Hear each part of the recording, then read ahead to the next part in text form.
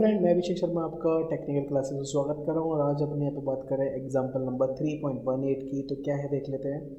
A load of 270 kilo Newton is carried by a short column.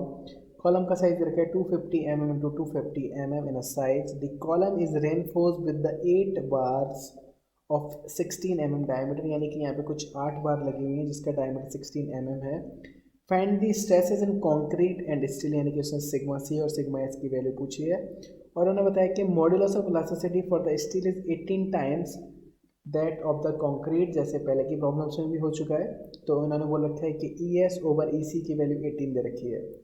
फिर आगे बोला कि if the stress in a concrete is not to be exceed 5 mega pascal, कि अगर आपकी sigma C की value 5 mega pascal से ज़्यादा होती है तो हम नहीं कंसिडर करेंगे, तो वो 5 मेगा पास्कल तक अपन ले सकते हैं। Find the area of steel required so that column में कैरी द लोड 500 किलोमीटर। तो अपन एरिया आइडेंटिफाई करेंगे और जिससे कि लोड की कैरिंग कैपेसिटी 500 किलोमीटर हो जाए। तो सबसे पहले मुझे सिग्मा सी और सिग्मा एस निकालना है। तो सिग्मा सी और सिग्मा एस की बात करने से पहले मुझे उसने 250 और 250 का एरिया दे रखा था, तो वो आगे 6250, जिसमें मैं एरिया ऑफ स्टील निकाला था क्योंकि 8 रोड है, सर्कुलर सेक्शन है, तो पाई/4 डी स्क्वायर लगा दिया, डी की वैल्यू 16 दी है तो एरिया निकल के आया 1608। तो एरिया ऑफ कंक्रीट पूरे में से मेरा 1068 गया, तो मेरे पास ये आ गया 60892 mm²।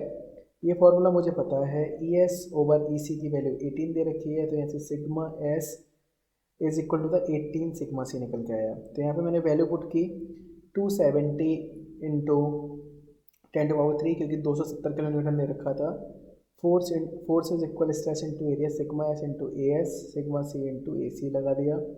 यहाँ पे सारी वैल्यू पुट करी और यहाँ से मेरी जो वैल्यू निकल गई सिग्मा सी की वो निकल गई 3 मेगा पास्कल, जो कि 5 मेगा पास्कल से कम है। तो ये मेरा सही हो गया। यहाँ पे 18 का मल्टीप्लाई किया तो मेरा क्या निकल के आ गया 54। तो ये फर्स्ट पार्ट कंप्लीट हो गया। दूसरे पार्ट पे चलते हैं क्योंकि मुझे एरिया ऑफ स्टील निकालना है कि कितना एरिया ऑफ स्टील है। तो नंबर के लोड कैरिंग कैपेसिटी है मेरी 500 किलो न्यूटन हो गई, तो 500 इंटू 10⁻³ हो गई। Sigma S into A sigma one sorry A steel one, sigma C into area of C one. तो यहाँ पे अपन को ये पता ही है पहले से कि 18 सी हो जाएगा।